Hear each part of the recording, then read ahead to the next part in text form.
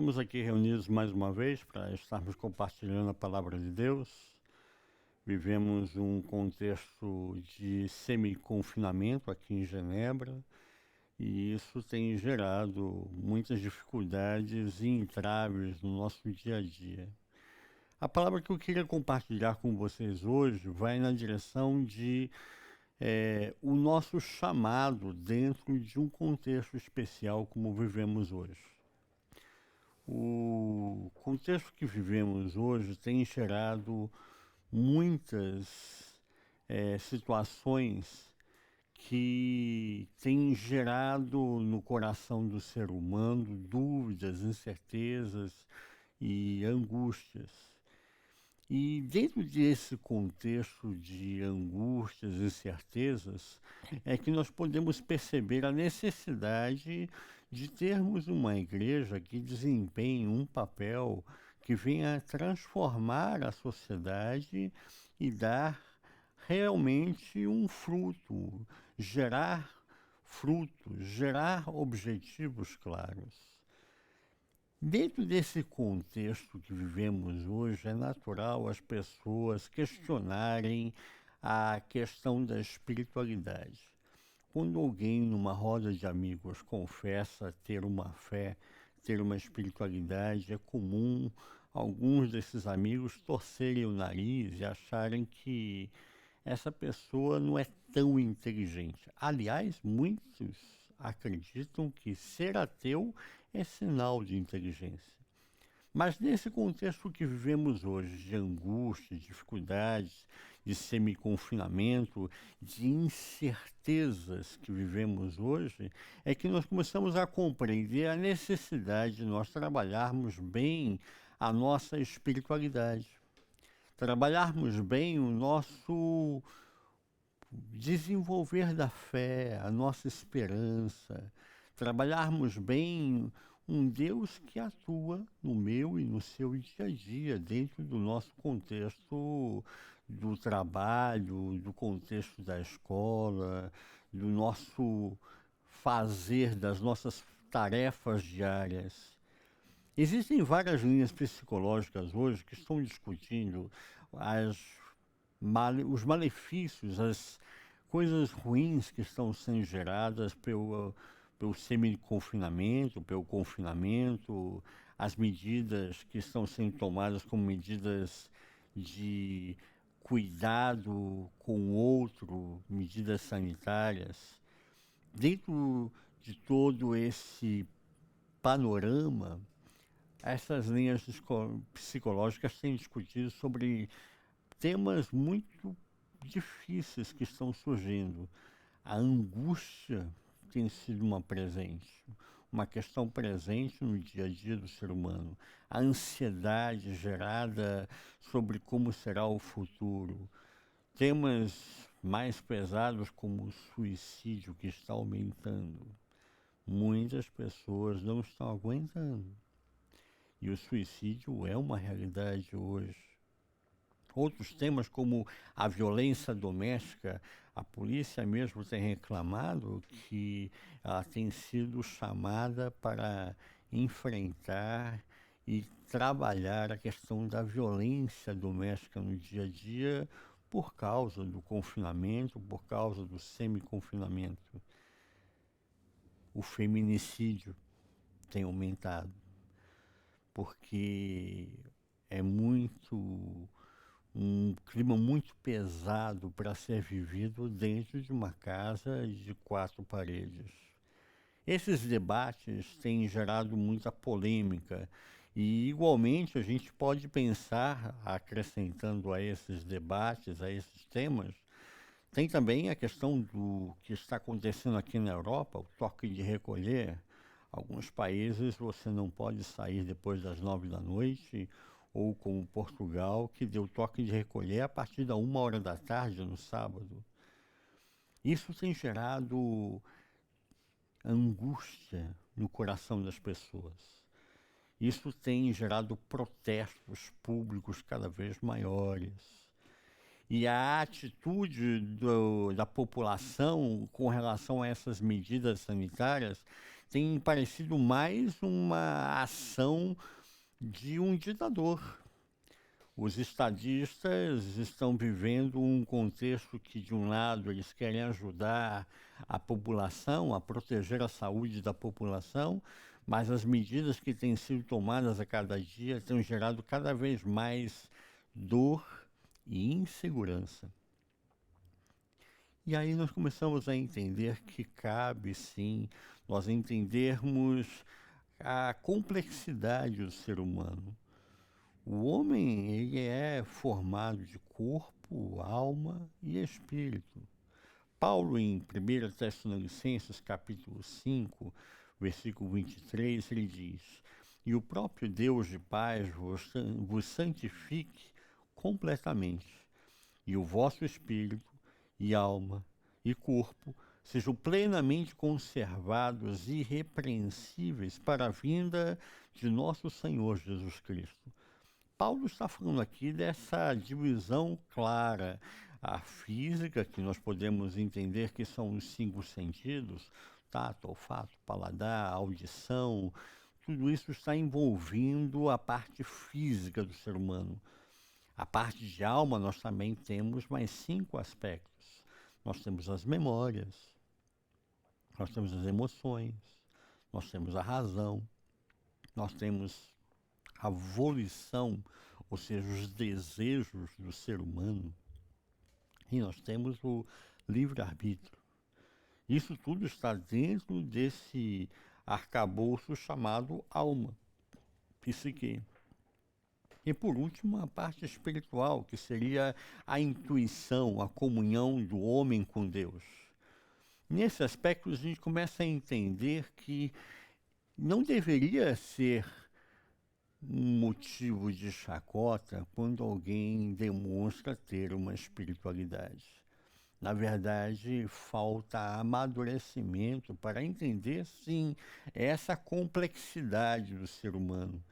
E dentro dessa complexidade entra o ponto principal: qual é o nosso papel dentro de um contexto tão conturbado? Dentro de um contexto de uma pandemia como estamos vivendo hoje, o nosso papel, o nosso chamado por Deus faz muita diferença. Deus tem chamado homens e mulheres a desenvolverem um papel dentro da sociedade, que eu entendo que entram a diversidade dos aspectos do ser humano, o aspecto social, o aspecto político, o aspecto econômico, o aspecto profissional. Dentro desse contexto, nós temos um testemunho a ser dado, a ser realizado. Eu queria conversar com vocês um texto de Paulo também hoje, em 2 Coríntios, capítulo 10, do versículo 1 até o versículo 12. 2 Coríntios 10, versículo 1 diz assim: Ora, eu mesmo, Paulo, vos rogo pela mansidão e benignidade de Cristo, eu que, na verdade, quando presente entre vós, sou humilde, mas quando ausente, ousado para convosco. Sim, eu vos rogo que, quando estiver presente, não me veja obrigado a usar com confiança da ousadia que espero ter para com alguns que nos julgam como se andássemos segundo a carne. Porque, embora andando na carne, não militamos segundo a carne. Pois as armas da nossa milícia não são carnais, mas poderosas em Deus para a demolição de fortalezas, derribando raciocínios e todo baluarte que se ergue contra o conhecimento de Deus, e levando cativo todo pensamento à obediência a Cristo.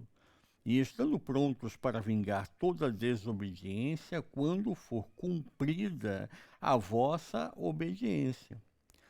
Olhais para as coisas segundo a aparência. Se alguém confia de si mesmo que é de Cristo, pense outra vez isto consigo, que assim como ele é de Cristo, também nós o somos. Pois ainda que eu me glorie um tanto mais da nossa autoridade, a qual o Senhor nos deu para edificação e não para a vossa destruição, não me envergonharei, para que eu não pareça como se quisera intimidar-vos por cartas. Porque eles dizem, e é o que comentavam de Paulo, as cartas dele são graves e fortes, mas a sua presença corporal é fraca e a sua palavra desprezível. Considere o tal isto que, quais somos no falar por cartas, estando ausentes, tais seremos também no fazer, estando presentes. Pois não ousamos contar-nos ou comparar-nos com alguns que se louvam a si mesmos, mas estes, medindo-se consigo mesmos e comparando-se consigo mesmos, estão sem entendimento. A vida de Paulo ela é marcada justamente por um contexto de muitas conturbações. E é interessante a gente olhar esse momento na vida de Paulo, porque ele está expressando a sua fé, a sua espiritualidade, a sua esperança. E nesse expressar da sua esperança, da sua fé, ao orientar as igrejas através das suas cartas, ele também mostra aqui para mim e para você o que seria essa transição, esse modelo de mudanças que começa a ocorrer na minha e na sua vida quando nós temos uma vida com Cristo, quando nós passamos a assumir uma espiritualidade, quando nós entendemos que Deus tem um chamado para mim e para você. Eu costumo dizer que ninguém é chamado para ficar sentado no banco da igreja. Ninguém é chamado para assistir culto. Aliás, tem um mover hoje aqui na França de que deve-se voltar às missas, os cultos, e há um pedido para o governo da França que libere. E eu me preocupo se o motivo é realmente genuíno. O motivo é porque eles querem adorar a Deus e querem voltar a estar com o Senhor e sentem falta de estar na igreja, estar em comunhão com os irmãos, estarem associando-se, fortalecendo uns aos outros nessa intimidade, nessa espiritualidade, ou é simplesmente assistir ao culto, assistir à missa? E isso me entristece porque o chamado de Deus para mim e para você vem nos falar sobre um testemunho a darmos e a realizarmos. Deus chama a mim e a você para ocuparmos uma posição, para estarmos estruturados dentro da sociedade e o nosso testemunho venha influenciar a outros, venha de alguma forma estimular a outros. Acontece que nesse chamado de Deus para a nossa vida, eu muitas vezes não consigo expressar a minha fé corretamente.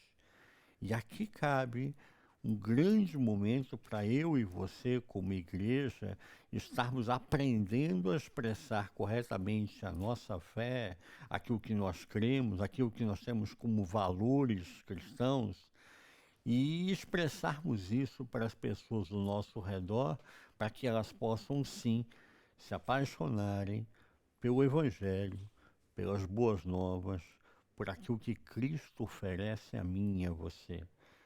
Acontece que o principal chamado de uma pessoa é quando ela começa a entender que ela necessita de Deus. Paulo, ele tem uma personalidade muito forte. E até que ele consiga estar desenvolvendo esse chamado e operando, operacionalizando esse chamado, Ele precisou ser transformado no seu temperamento, na sua personalidade, e entender que Deus deveria utilizar aquilo que ele já havia dado a ele como capacitações. Deus capacita a mim e a você a cada dia, a cada momento, para que nós possamos desenvolver esse chamado. E é esse princípio que a gente começa a entender que nós, cada vez mais, devemos depender de Deus para isso. É interessante aqui no que nós lemos em 2 Coríntios capítulo 10, porque nesse momento nós começamos a distinguir no chamado de Deus para Paulo há sinais de um amadurecimento, há sinais de uma transformação da espiritualidade do apóstolo Paulo. Ele começa aqui a mostrar para mim e para você alguns elementos que mudaram a sua forma de pensar, a sua forma de agir, a sua forma de expressar aquilo que realmente ele acreditava. A primeira coisa que eu levanto aqui como elemento norteador para cada um de nós, para olharmos para Paulo como reflexo também para a nossa própria vida, são as ações de Paulo. Paulo, ele tem as suas ações mudadas.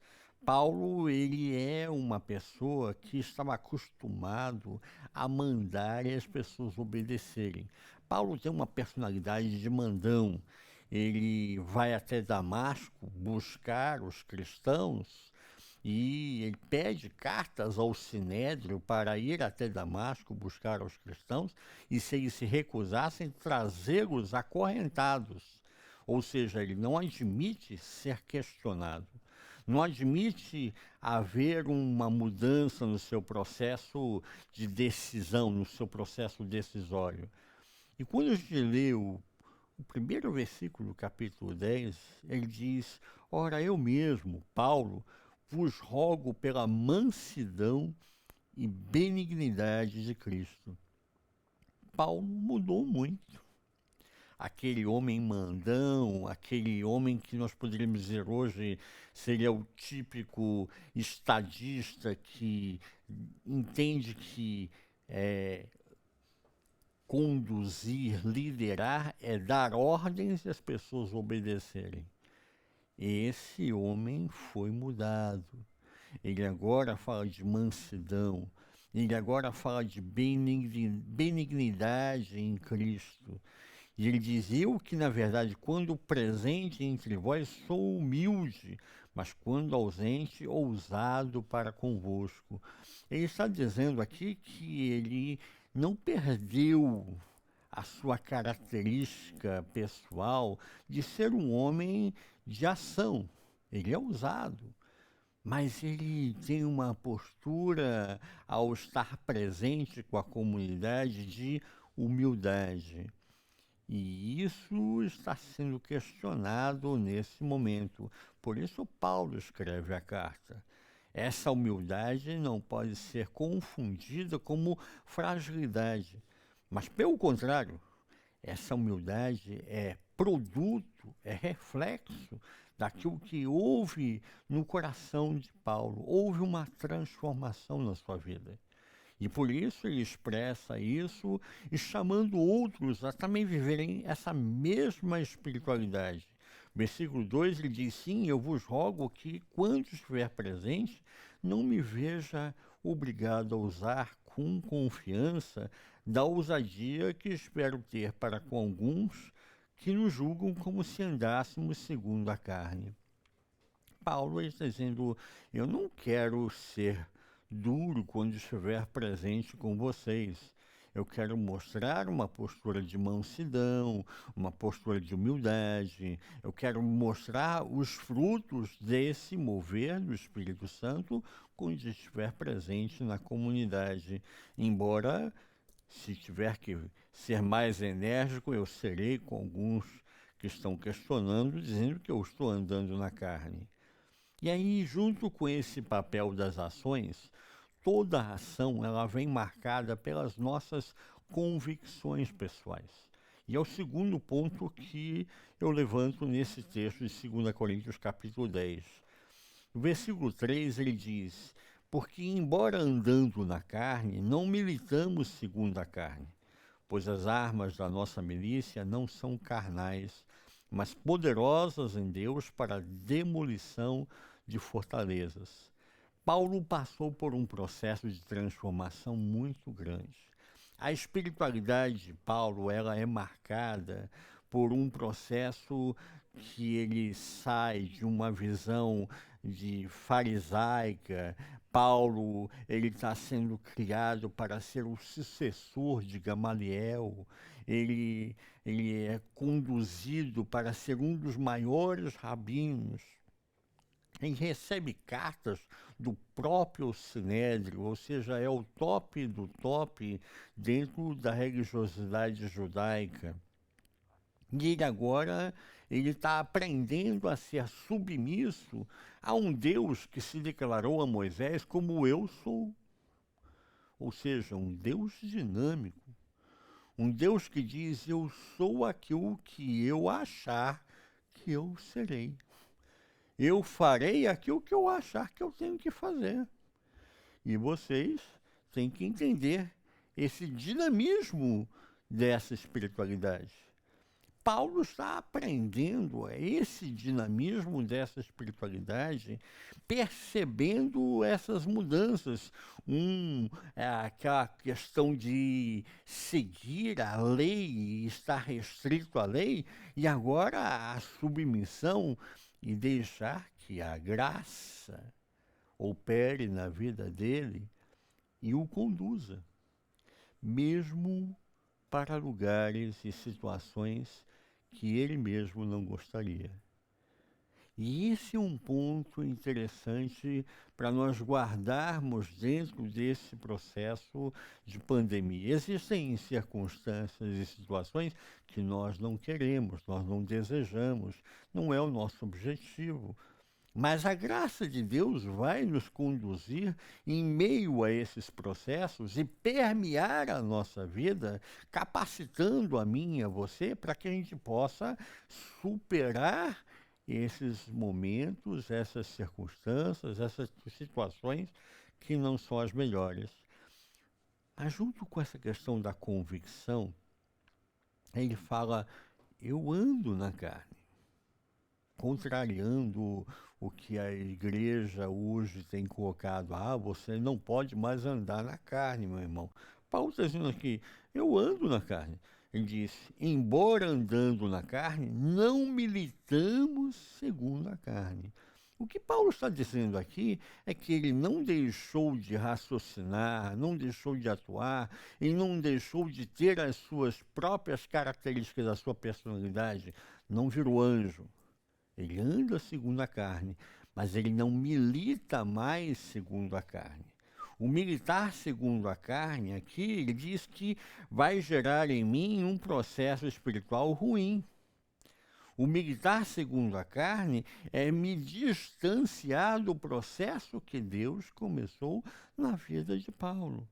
Ele está dizendo aqui que nesse momento a sua ação diária, o militar da sua vida, o caminhar da sua vida, não está mais dependendo da sua capacidade como Paulo, como um doutor na lei, como um homem erudito que era, como um filósofo, como um homem criado para ser o sucessor de Gamaliel. Mas ele agora está dizendo que, nesse momento, a sua vida espiritual mudou. Mudou porque Deus tem um processo para demolir as fortalezas que foram construídas erroneamente na espiritualidade de Paulo. Aqui nós aprendemos que Deus tem objetivos diferentes para cada um de nós. Às vezes nós olhamos para a vida do irmão e desejamos que nós gostaríamos de ter aquele objetivo. Aquele objetivo é para aquele irmão. Deus tem um objetivo para você, para a sua vida, o seu caminhar. E é nesse ponto que Deus quer trabalhar. Não no que está acontecendo na vida do irmão. Aquilo que está acontecendo na vida do irmão é o que Deus está trabalhando com o irmão. Aquilo que Deus quer trabalhar com você, ele vai atuar na sua vida. E para que ele possa fazer isso na minha e na sua vida, precisa haver uma demolição de fortalezas, ou seja, raciocínios, conceitos e preconceitos que se instauraram na minha vida, no meu pensar, na minha forma de agir. E isso influencia as minhas convicções. Mas junto com as convicções, podemos pensar agora sobre um outro elemento, os pensamentos. Os pensamentos, eles vêm mexer comigo e com você e vêm mostrar para mim e para você que a minha forma de pensar, a sua forma de pensar, precisa ser transformada. Nós precisamos ter a mente de Cristo. Nós precisamos olhar para os fatos, analisar os fatos, ter o discernimento do que está acontecendo e permitir que Deus nos dê sabedoria para isso. Não é só uma questão de análise de contexto. Hoje em dia, num contexto de pandemia, as pessoas estão buscando alguém que possa ser tipo um marco, um farol em meio a esse contexto para saber para onde elas vão. Eu acredito que no ano de 2021 nós vamos ter um grande momento de transformação econômica. Muitas empresas pequenas não vão conseguir sobreviver porque não tem gordura para queimar e sobreviver diante de toda a crise econômica que estamos vivenciando. E isso vai mostrar para nós que algumas dessas empresas não tinham algo para queimar, gordura para queimar, diante dessa carência que vamos viver e já começamos a vivenciar hoje. As grandes empresas também não quer dizer porque ela é uma grande empresa que ela vai ter gordura para queimar diante de um contexto socioeconômico complexo que é o contexto da pandemia que vivemos hoje. Qual é o diferencial nesse processo? São pessoas que são capazes de analisar os contextos e, desses contextos, tirar lições, ter sabedoria para aplicá-los corretamente. Agora, nós veremos a distinção do que é ser um líder, do que é ser um CEO de uma grande empresa, do que é ser o diretor de uma empresa que se destaca em meio a esse contexto de carência. Paulo aqui está falando no versículo 5, um ponto muito importante. Ele diz, versículo 5, derribando raciocínios e todo baluarte que se ergue contra o conhecimento de Deus, levando cativo todo o pensamento à obediência de Cristo. Paulo teve que aprender a pensar diferente, a ter um pensamento diferenciado dentro do contexto que ele estava vivenciando. Paulo sofreu preconceito, Paulo sofreu perseguição, Paulo sofreu por situações adversas que o marcaram profundamente. E nesse processo ele teve que se reinventar, se readaptar. E isso não foi somente pela sua capacidade pessoal, é a graça. A graça de Deus é que nos capacita nesses contextos de carência e nos dá o destaque, a condição de enfrentarmos as situações e sairmos mais do que vencedores em Cristo Jesus. Por isso, Paulo diz aqui no versículo 5 que nós temos que levar cativo todo o pensamento à obediência de Cristo. A princípio, nós podemos olhar para uma situação e acharmos que aquela situação será o melhor para cada um de nós. Mas nem sempre aquilo que, ao meu ver, me parece legal, me parece bom, me parece agradável, é aquilo que Deus tem preparado para a minha vida. Aprender a raciocinar com Deus é aprender também que Deus tem um raciocínio universal e que Ele está vendo muito além daquilo que eu estou vendo. As circunstâncias ao meu redor estão sinalizando alguma coisa, mas Deus não está vendo apenas as circunstâncias ao nosso redor.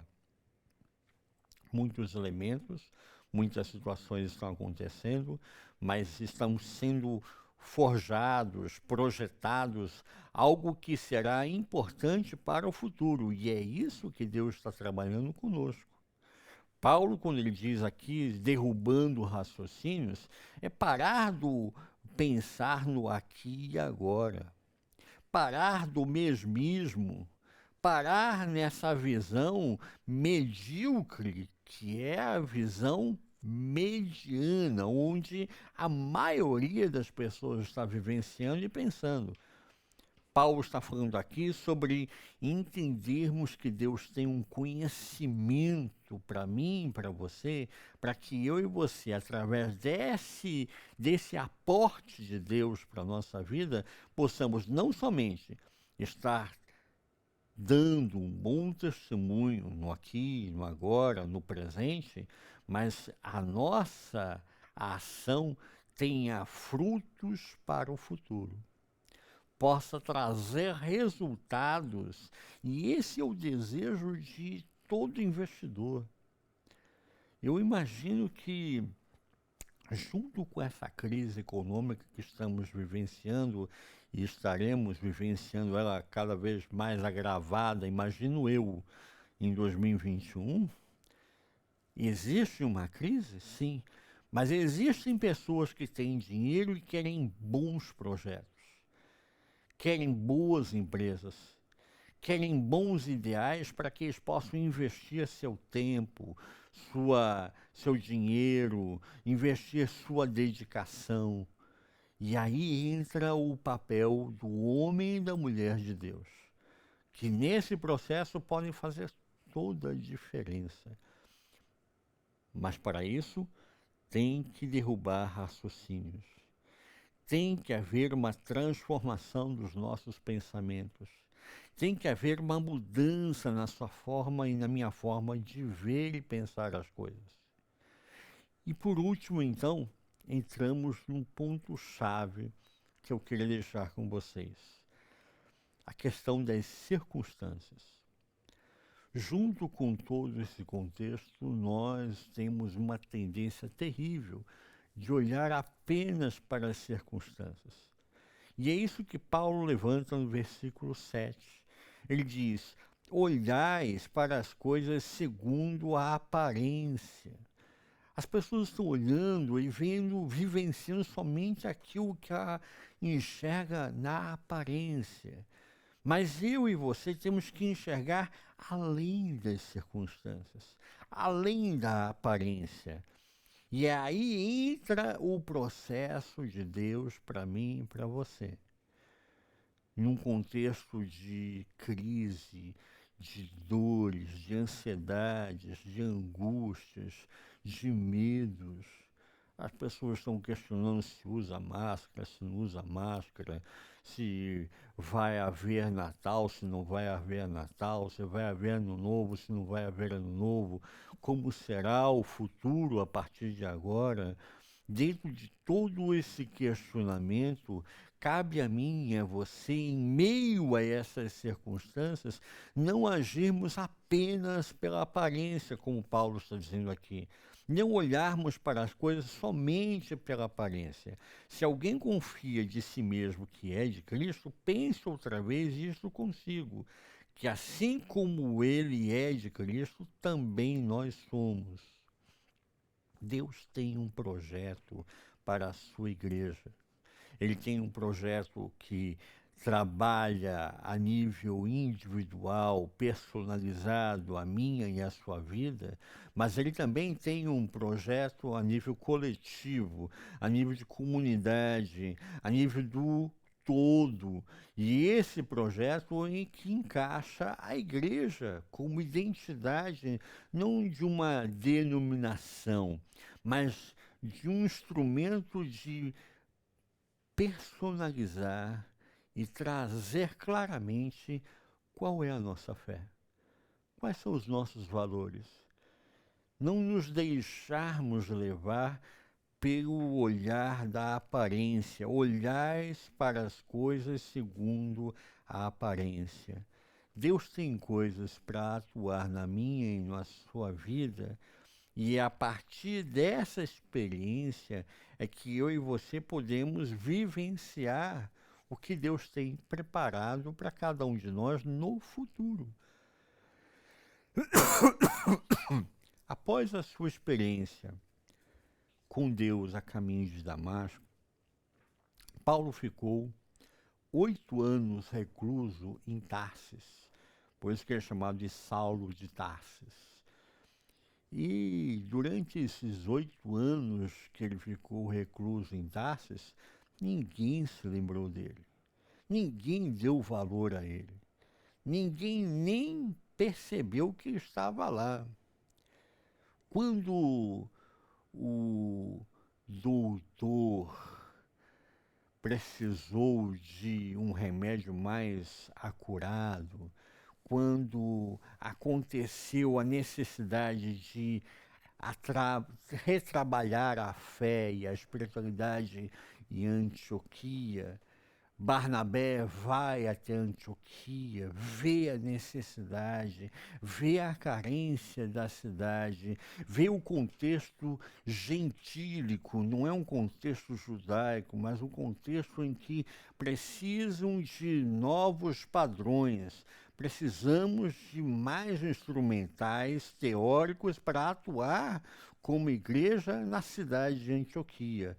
Então Barnabé se lembrou de Saulo, de Paulo, e foi buscar a Paulo para atuar nesse momento. É aqui que eu entro, a necessidade minha e sua de atuarmos em meio aos contextos de crise. Se Paulo tivesse ficado em Damasco ou tivesse ficado em Tarsis ou qualquer outro lugar, mas tivesse ficado numa situação de rejeitado, angustiado, amedrontado, intimidado, ressentido, porque ninguém se lembrou dele, quando Barnabé fosse buscá-lo, o que ele poderia trazer como aporte? O que ele poderia aportar para essa circunstância de crise? Não muita coisa, porque ele estava machucado, porque estava ferido e porque ele não foi transformado. Eu creio que esse momento que vivemos hoje está chamando a mim e a você para aprendermos o novo de Deus. Nós necessitamos de uma igreja que fale pós-pandemia e fale em meio à pandemia. Nós precisamos de uma igreja que aporte valores, que traga um novo referencial, que possa trazer uma nova espiritualidade dentro desse novo contexto socioeconômico. Em meio à crise econômica que estamos para vivenciar, é o grande momento para a igreja buscar em Deus o que é realmente valor. E que muito pode ser feito apenas com o princípio de uma espiritualidade saudável, com uma fé, com uma esperança. E esses valores nos dão coragem para atuar enquanto outros estão intimidados, ressentidos, magoados, se sentindo tolhidos na sua liberdade. Esse é o grande momento para que eu e você possamos buscar em Deus uma verdade. A verdade que Deus sempre tem um aporte. Deus sempre tem algo a acrescentar na minha e na sua vida. Quando a gente aprende a ter essa experiência com Deus, como Paulo teve que aprender a submeter a sua personalidade de mandão, de hostil muitas vezes, para ser um homem humilde, para ser um homem manso, mas ser um homem sábio em Deus. Quando a gente aprende esse processo, deixa que Deus transforme o nosso temperamento, seja ele forte, seja ele um temperamento enérgico, seja ele um temperamento irredutível. Quando nós aprendemos a confiar em Deus, as circunstâncias mostram para nós um outro olhar, uma outra visão, uma nova perspectiva. E nós aprendemos uma verdade essencial para esses momentos de crise, que Deus sempre tem o melhor para você e para mim. Romanos capítulo 8, versículo 28 diz: todas as coisas colaboram para o nosso bem. Todas as coisas colaboram para o bem daqueles que são chamados por Deus segundo o seu propósito. Deus tem um chamado para mim e para você, para que eu e você desenvolvamos, possamos aportar nesse momento de crise transformações. Assim como Deus teve um chamado para a vida de Paulo, para que no momento em que houve o desenvolver da fé, da espiritualidade e superações precisavam ser ali colocadas em prática diante das crises do contexto de Paulo, Paulo pôde ser usado por Barnabé como um homem humilde, um homem manso, mas um homem que tem sim ousadia. Um homem que tem sim algo a aportar. Eu creio que mais e mais, nesse contexto que vivenciamos hoje, o mundo está necessitando desse tipo de igreja. Uma igreja que trabalha, que atua e que transforma. Uma igreja que tem valores a aportar. Esse é o seu papel. Esse é o meu papel. Que nós possamos superar essas crises pequenas, deixando que a graça de Deus opere e transforme o nosso temperamento e possamos ser esse instrumento frutífero, útil para a transformação da sociedade. Que eu e você possamos acreditar e confiar que todas as coisas colaboram para o nosso bem. O que está acontecendo com você hoje, o que está acontecendo comigo hoje, está colaborando para o nosso bem e para a nossa família.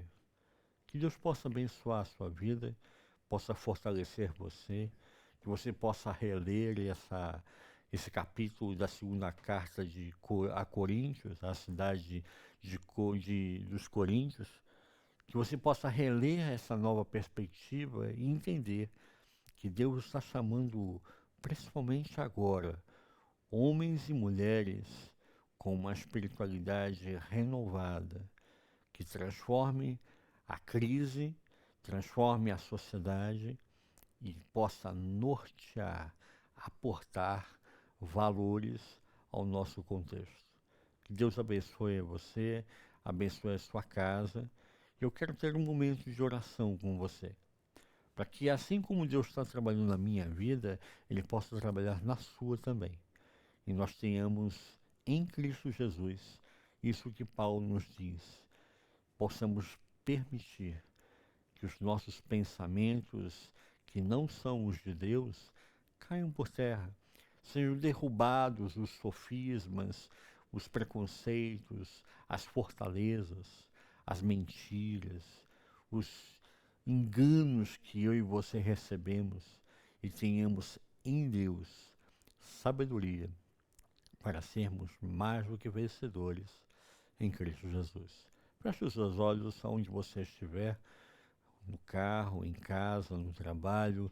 Tem um momento para estarmos em oração. Eu quero ter um minutinho de oração com você. estarmos orando juntos em Cristo Jesus.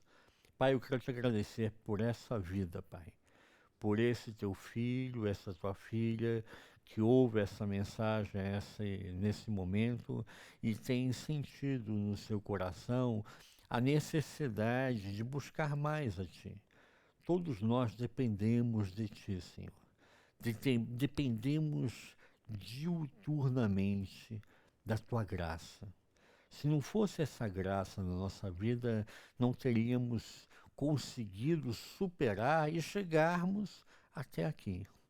Mas assim como trouxe a cada um de nós essa graça e tem nos fortalecido a nossa caminhada, os nossos passos têm sido calcados e transformados por essa graça, assim também, ó Pai, continue essa boa obra. Continue, ó Deus, a tua graça a operar na vida do teu filho, dessa tua filha, para que ele possa ser um líder aonde ele estiver, para que ele possa trazer princípios norteadores de transformação, para que ele possa, ao abrir da sua boca, trazer valores, aportar uma fé, aportar esperança.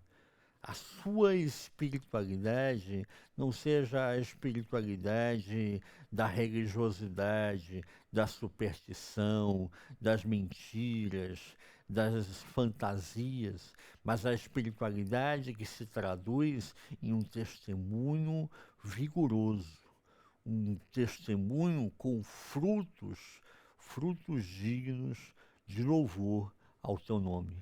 Abençoe a vida desse teu filho, dessa tua filha. Acampa, ó Pai, os teus anjos ao redor de cada um deles. Guarda-os, proteja-os, livra-os de todo o mal. Para o louvor, para a honra e para a glória do teu nome, nós oramos e te agradecemos. Amém, ó Pai. Amém. Queria deixar com você essa palavra, que você permitisse Deus transformar o seu temperamento, assim como Deus tem transformado o meu, a minha vida. Queria convidar você a estar acessando as nossas mídias, as nossas redes sociais, o YouTube, o Facebook, o Instagram. E nós temos trabalhado para estarmos semana após semana aportando, fortalecendo a sua fé, a sua esperança, a sua caminhada com Deus. Que você tenha uma boa semana com Cristo Jesus. Deus te abençoe. Fica com Deus.